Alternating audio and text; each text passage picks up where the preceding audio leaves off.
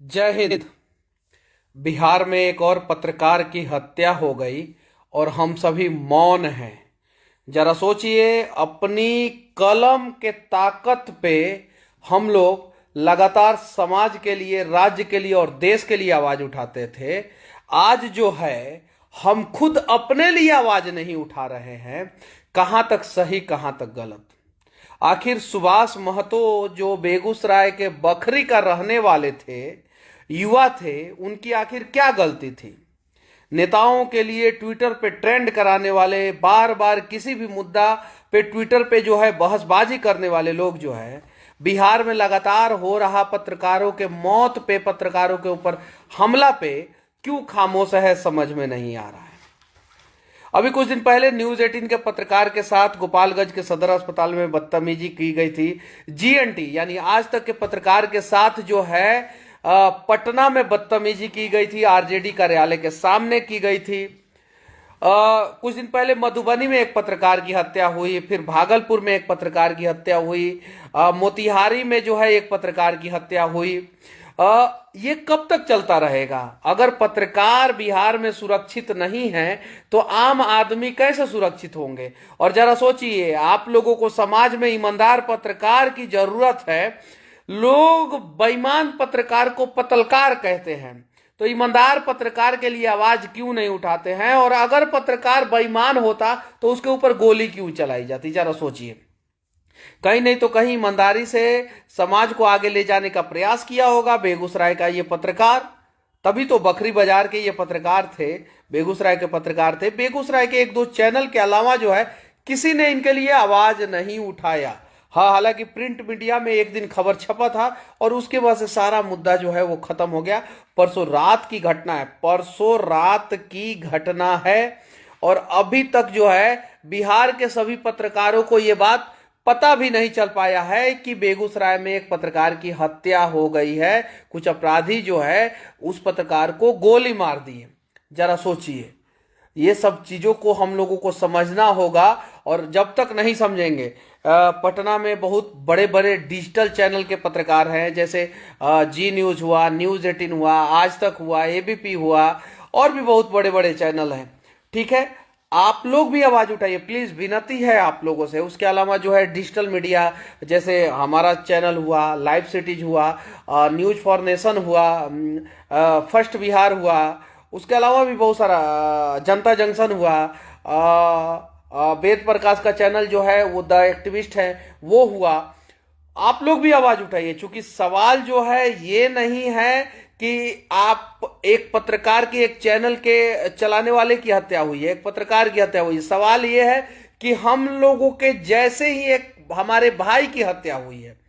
और अगर जो है हम लोग पत्रकारों को इंसाफ नहीं दिला पाएंगे, अगर हमारे कलम में इतना हिम्मत नहीं है कि हम पत्रकारों के लिए आवाज नहीं उठा पाएंगे, तो वादा करता हूं, आप लोग लिख के रखिए कि आप लोग जो है समाज को जो है रास्ता नहीं दिखा सकते। इसलिए विनती है, आप सभी भाई बंधुओं से विनती है, जितने भी पत्रकार लोग हैं उनसे विनती है, जितने भी ईमानदार पत्रकार हैं उनसे विनती है कि बेगूसराय में जो घटना घटा है उसके लिए आप लोग आवाज उठाइए। किसी भी हाल में अपराधी के ऊपर कार्रवाई होना चाहिए। साथ में पत्रकारों को सुरक्षा दे सरकार, क्योंकि नेताओं को सुरक्षा दे सकता है, विधायकों को सुरक्षा दे सकता है, सांसदों को सुरक्षा दे सकता है, यहां तक कि सरकार के बहुत बड़े बड़े अधिकारियों को सुरक्षा दे सकता है। तो पत्रकारों को सरकार सुरक्षा क्यों नहीं दे रहा है? कैटेगरी सरकार फिक्स कर दे कि किस पत्रकार का कौन सा कैटेगरी है, और जिस पत्रकार को ज्यादा खतरा है उसे सुरक्षा दे सरकार।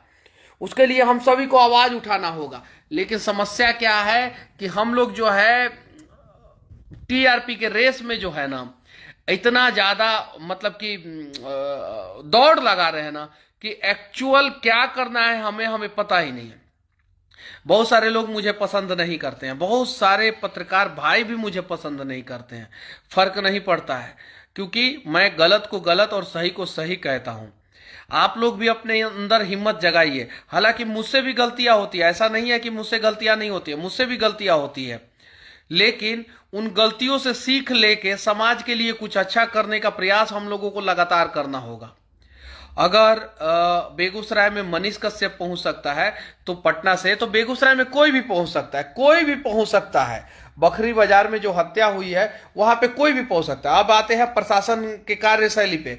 यहाँ पे प्रशासन की कोई गलती नहीं है। इसलिए गलती नहीं है कि जब मैं पहुंचा तो वहां पे मेरे पहुंचने के जस्ट कुछ देर बाद जो है डॉग स्क्वाड का टीम पहुंचा, भागलपुर से फॉरेंसिक टीम पहुंची, वहां पे डीएसपी साहब वहां पे पहुंचे, थाना प्रभारी वहां पे पहुंचे। तो उन लोगों की कहीं गलती नहीं है, गलती है सरकार की। जितने पुलिस वाले चाहिए बिहार में उतने पुलिस वाले हैं ही नहीं बिहार में। अगर उतने पुलिस वाले होते, और जो पुलिस वाले जो है लोगों के सुरक्षा में खड़े होने चाहिए, वो सारे के सारे पुलिस वाले जो है शराबियों को पकड़ने के पीछे खड़े हुए हैं। इसलिए ये समस्या हो रहा है और अपराधियों का मनोबल जो है वो बार बार बढ़ते जा रहा है। और इसके वजह से जो है वो अपराधी जो है अपराध की घटनाओं को अंजाम लगातार दे रहे हैं। अभी कल की घटना है, बेगूसराय में एक दिव्यांग व्यक्ति को और एक दूसरे व्यक्ति को, दो लोगों को गोली मार के हत्या कर दी गई।